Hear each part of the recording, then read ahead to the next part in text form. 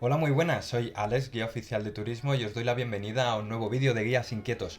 Hoy para presentaros la historia del Parque del Buen Retiro, un lugar archiconocido, pero ¿sabíais que lleva 500 años cumpliendo esa función de retiro y aún sigue siendo así?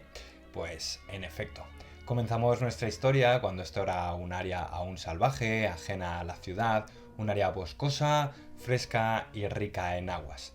Aquí se erguía el monasterio de los Jerónimos, del cual se conservan aún el claustro y la parroquia, en la cual hasta prácticamente día de hoy la familia real ha celebrado todas sus liturgias religiosas, como bodas, bautizos y demás.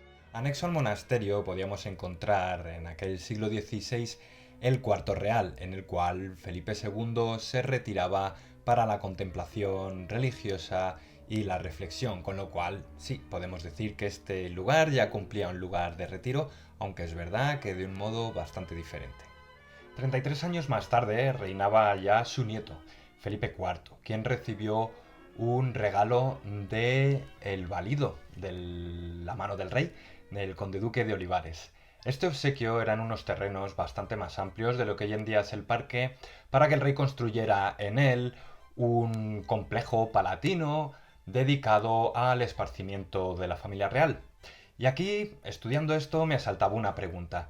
¿Se trataba de un verdadero regalo personal o era más bien una de esas operaciones urbanísticas a las que tan acostumbrados estamos?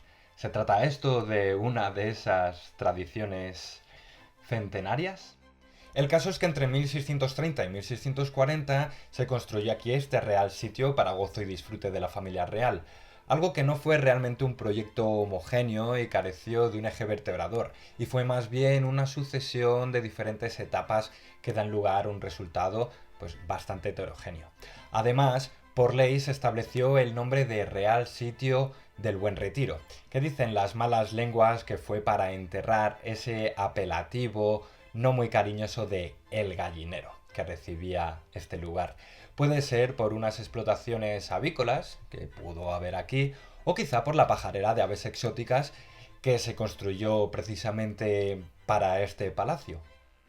La dirección del proyecto recayó en Giovanni Battista Crescenzi y tras su muerte en Pablo Carbonell, y el resultado fue todo un complejo residencial de extrarradio al estilo de la Casa de Campo o del Palacio del Pardo. Realmente todo un parque de atracciones ecléctico de la época que contenía elementos tales como el Coliseo del Retiro, por ejemplo, un teatro en el que representaban sus obras, por ejemplo, los grandes autores del Siglo de Oro, así como una gran plaza dedicada a espectáculos ecuestres y taurinos, una leonera donde se exhibían animales salvajes y la mencionada pajarera de aves exóticas. También había una zona boscosa, como no, reservada como cazadero real. Y por supuesto el estanque grande, ese que conocemos, que podemos admirar y navegar a día de hoy, aunque con un aspecto bastante diferente.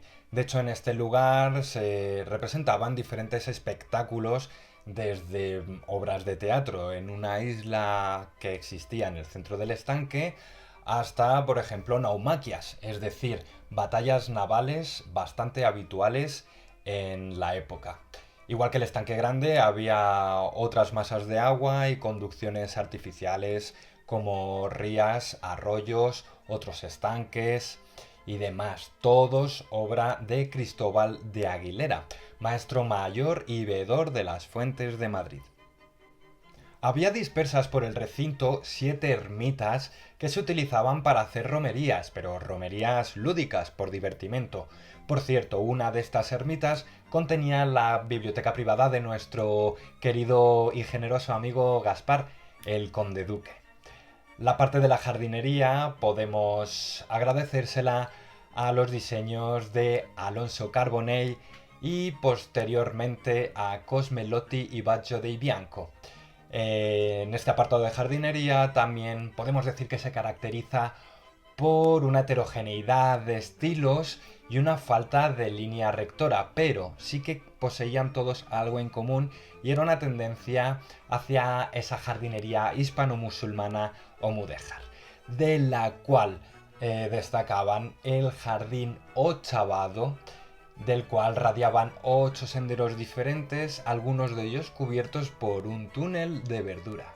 Y en el centro de este macroproyecto de proyectos, por supuesto, el Palacio Real, muy al gusto de los Habsburgo, con un exterior desornamentado y bastante austero, con muros de ladrillo, sillares de granito y cubiertas de pizarra, y una distribución basada en patios cuadrangulares. Sin embargo, el interior parece ser que era, en palabras de la escritora del siglo XVII, Madame d'Aulnoy, los interiores eran, como digo, fastuosos, amplios y el palacio era rico en artesonados y colores. Con la llegada de los Borbones arriban, como no, las tendencias artísticas francesas, y muestra de ello es el parterre o parterre, el típico jardín francés a ras de suelo y dibujando figuras geométricas. Bien, Felipe V, para su construcción, contrata los servicios de los jardineros Aubert de Cotte y René Carlier, que inician sus trabajos en el año 1716, año en el que nació Carlos III, quien iba a cambiar totalmente el paradigma existencial del retiro. ¿Por qué? Porque con su mandato, con él en el trono, el retiro iba a pasar de ser, de tener, mejor dicho, un cometido residencial y de ocio, para pasar a tener un carácter más ilustrado, más abierto al público y más mercantilista. Ordena construir la Real Fábrica de Porcelanas o el Observatorio Astronómico, que a su vez se encontraba enmarcado en un ambicioso plan urbanístico para el desarrollo de las ciencias, también compuesto por el Jardín Botánico, el Gabinete de Ciencias Naturales, lo que hoy en día es el Museo del Prado, o un zoológico en la Cuesta de Moyano.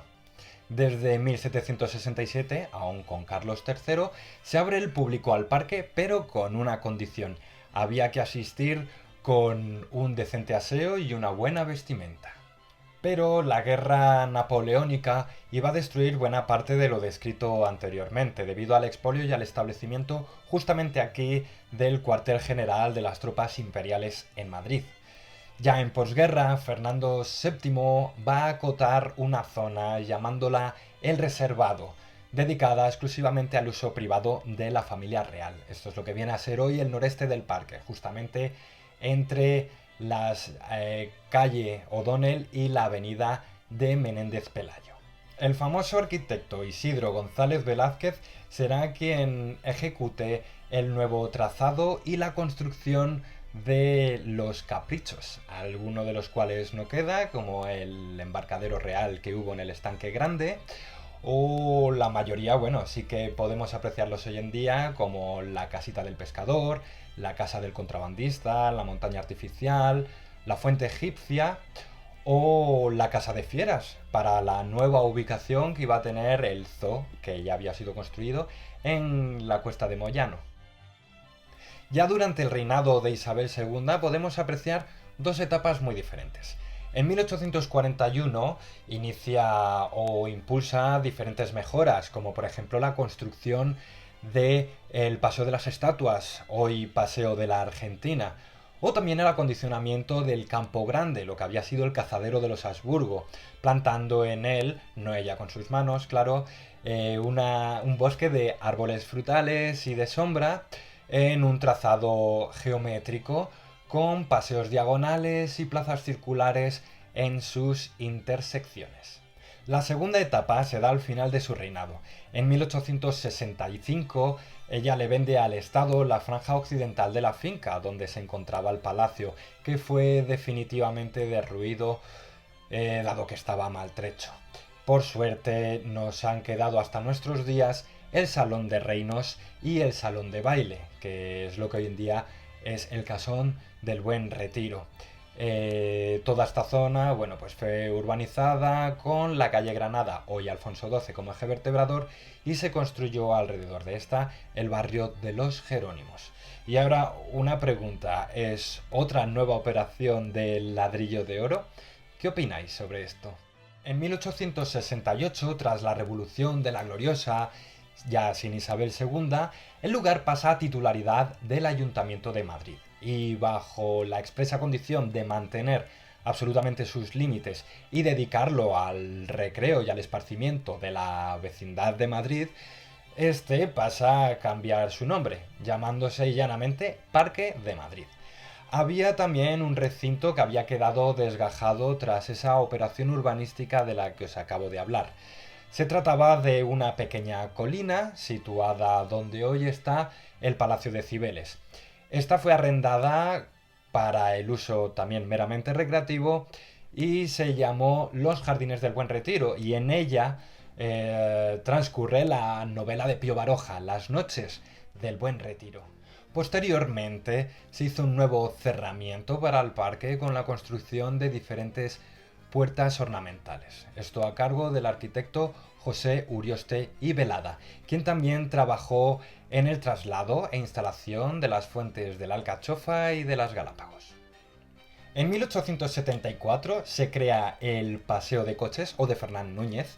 En el 78 se aplica un estilo inglés al campo grande, es decir, pasamos de un jardín de trazado cartesiano y geométrico a reproducir, en la medida que se puede, un bosque silvestre con su caótico orden natural. En 1885 se inaugura la famosísima fuente del Ángel Caído y se acometen diferentes construcciones de masas de agua, de rías y estanques artificiales. En estas últimas décadas del siglo XIX, el Retiro iba a ser escenario y sede para numerosos certámenes y exposiciones internacionales, para las cuales el arquitecto Ricardo Velázquez Bosco construiría diferentes obras, como el pabellón árabe, que por desgracia no podemos apreciar hoy en día, no existe ya, o los sí existentes y apreciables Palacio de Cristal y Palacio de Velázquez. En 1887 aquí se celebró la Exposición General de Filipinas, para la cual la Casa de Fieras, el zoológico, albergó indígenas de los confines del imperio.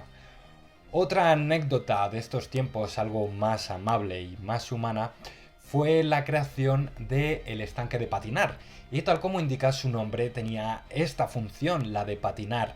Se ubicó en una de las zonas más frescas y umbrías del parque, para conservar esa capa de hielo suficientemente gruesa que aguantara ese peso que podía ocurrir en Madrid. Hoy en día no, ya no se puede patinar allí, pero sí que es recomendable refugiarse allí en verano, ya que en sus praderas, las praderas que le rodea, podemos encontrar una diferencia térmica de 4 grados centígrados respecto del exterior del parque. Durante la primera mitad del siglo XX, la intensidad de trabajos en el Retiro se mantiene. En 1915, Cecilio Rodríguez construye los jardines que llevan su nombre, además de la Rosaleda. Todo esto como extensión de la Casa de Fieras, en la que también trabajaría posteriormente, en 1918. Además, cabe destacar que tras los destrozos sufridos por la Guerra Civil Española, Cecilio Rodríguez siguió con las tareas para recuperación del parque.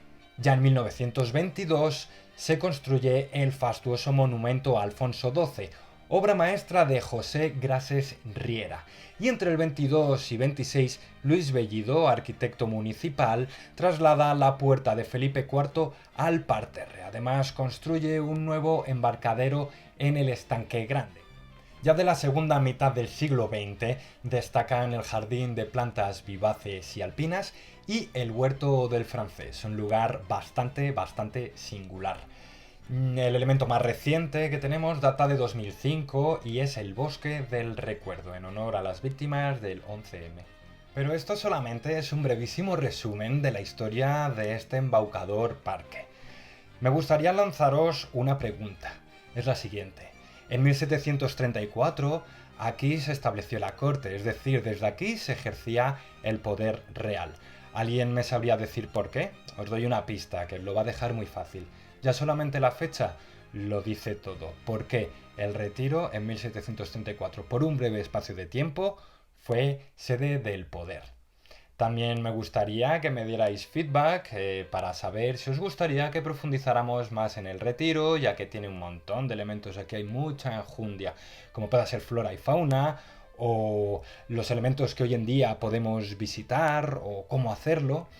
Y también, pues claro, todo tipo de comentarios, anotaciones, ampliaciones, críticas, todo lo que os gustaría, todo lo que os brote, comentar y así tener más feedback.